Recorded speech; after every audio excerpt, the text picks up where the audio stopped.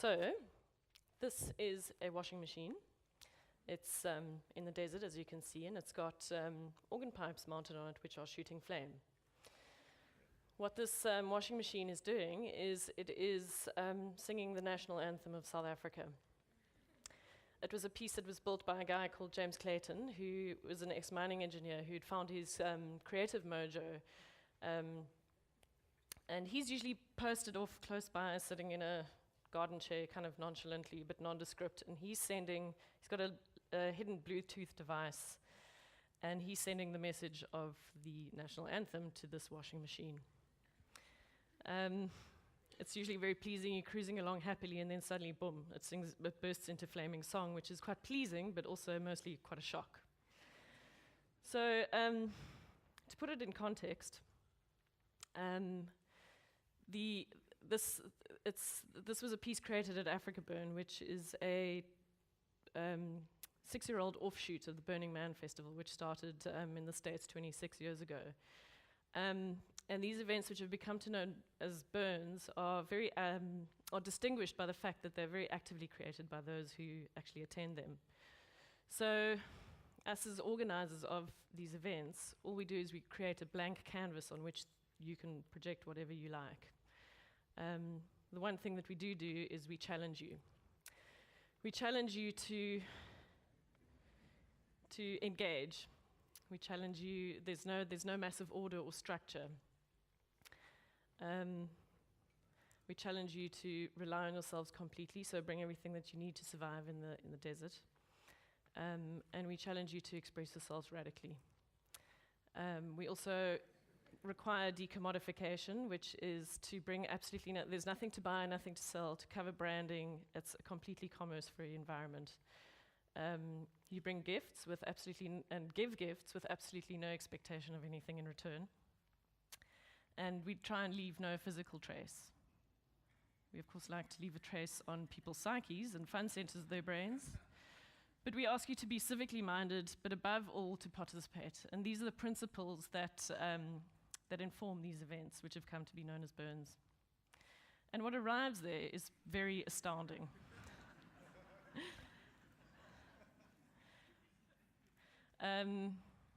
That's an anvil being shot 10 meters in the sky, as they do.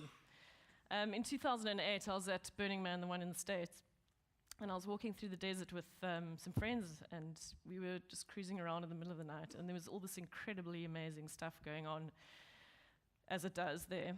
And one of my friends kind of took pause, and she just said, but what is it that we're doing here? Not what we're doing here, but what are we doing? And I suppose this is what this talk is about. It's like, what's going on there? My answer to her at the time was that, in my opinion, we were practicing imagining, which he seemed to think was a very good idea. So, this is a mighty bench, and it was built very distinctly to accommodate 24 of your closest friends, a photographer, and for you to be able to swing your legs and take in the mighty view. This is a T-Rex, giant flaming T-Rex called Lizzie, who was built out of scrap metal, powered by a solar array. Lizzie starts off life kind of standing there looking like a sculpture, and she's staring at another kinetic sculpture, which is one of a whole bunch of, two rabbits which are in a fist fight while they're spinning and flaming as they do. Then, unbeknownst to everyone, Lizzie actually starts moving. This is an animated kinetic sculpture, and she moves beautifully and gingerly at first, walking very elegantly and beautifully towards this big flaming globe. Then, what happens is that she gets irritated, and then she really charges very fast and runs a whole lot of steps and bashes into this globe, as they do. This is a vehicle which is powered by a steam engine, which then also gets decommissioned and used to grind flour to bake bread. And then one Saturday morning of the event, someone goes and gathers 2,000 participants and creates a face of Madiba and the message of Ubuntu, while everyone's sitting interlocked with each other, holding each other's hearts, reminding us that we are actually made for interdependence. This is self-organization in the funnest possible way you can imagine. But it is a Marxist imperative to always look beyond the object. And the thing about these sculptures is they're not actually just sculptures. They are kind of physical manifestations or protrusions into the world of all the personal connections that are going on at in the process of actualizing these projects.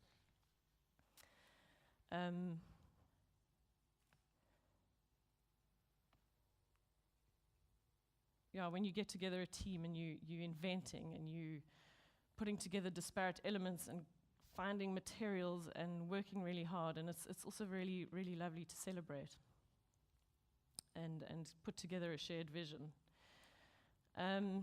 So we go massive distances to the desert, and we build stuff and we labor and we give gifts, and then very often we burn what we have made there.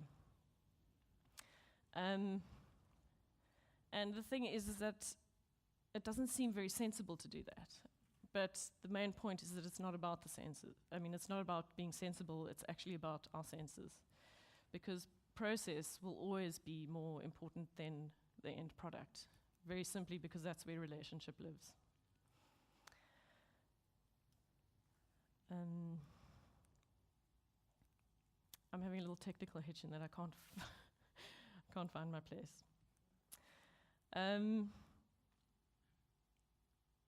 Creating and experiencing a commerce-free environment is absolutely paramount. To move away from that hyper-transactional, impersonal exchange situation, again, just leaves relationships with ourselves, relationships with each other, relationships with the environment, and relationships with our creative lives.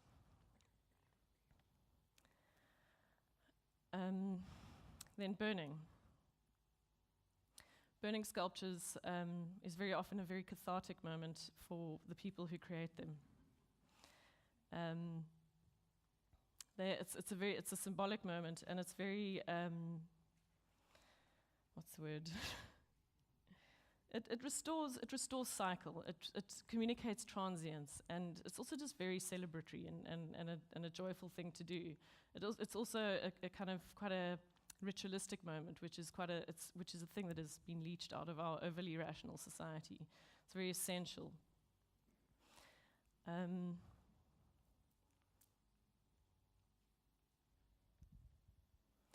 Then the environment is both incredibly beautiful but also harsh, and it's meant to do that. It takes you right out of your comfort zone. Just when you think that you have everything perfectly organized, it will invariably knock you sideways. And it'll be usually in the form of a storm, either wind, rain, dust, or a combination of them. And all you do is you have to surrender, and you hold up your tent pole or your piece of your sculpture, or you just let go and you assess what's proper and real, and whether you must just let it go. But the beauty is that everyone always ends up coming and helping you to put it back together again. Or when you have kind of out there and you absolutely exhausted and you eventually think, okay, enough now. I've had it with this little experiment in temporary community. Someone will walk past and go, hey, look, I've just made a lovely fresh batch of pina coladas, and would you like one? And then everything's beautiful again, and you feel, yay, you know? And the thing is that in that difficulty, it's great because the little thunderbolt has been sent through. The defibrillator paddles have been on, and a little thunderbolt has been sent through to the creative lives, our creative lives, and waking them up. And that's very important. But also it's very, very important to wake these things up, because very simply, the world that we're living in is looking a little bit less than peachy.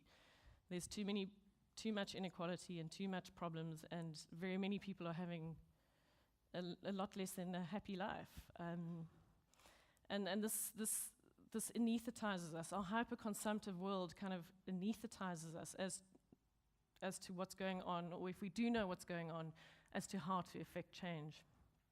Because the scale of the problem just feels too big. It feels like turning a massive tanker around in the ocean. But if you wake people up to their creativity and And the beauty is that our wild natures are just sitting just below the surface, and they really, really do want out. These are our purer and more natural and more caring impulses. So, when you invite people to their creativity, turning that tanker around in the ocean just feels a lot easier. And not only is it doable, it's actually something that you feel like really doing with your friends. And I know, I think it's possibly a little bit tenuous to think that a flaming, singing washing machine is going to change the world, or a charging T-Rex for that matter. But it's the mindset that can. It's the one that's brave and willing to put together a disparate bunch of things in a flash of fun and whimsy and just the willingness to try. And adding that, the one that knows that adding to the collective environment is very, very gratifying, and it just begets more of that kind of action. I've got a note to self on my desk which says, by Nabil Hamdi, which says, imagine first, reason later.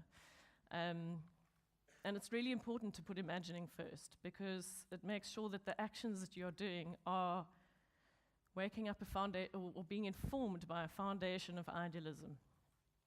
And they also give you the freedom to play with what can be. And play is the original way that we learn and experiment. And by exercising these muscles, we are creating route maps towards changing things in our world. And the thing is that, in my opinion, at this point, ideas and actions are, new ideas and actions are more of a necessity than a luxury. So my wish is that for AfrikaBurn and these burn events is that they should catalyze change, where fun is the vector that makes change happen. Because the way to build a snowball is to just start. So these are gateway drugs to getting more proactively involved in our society.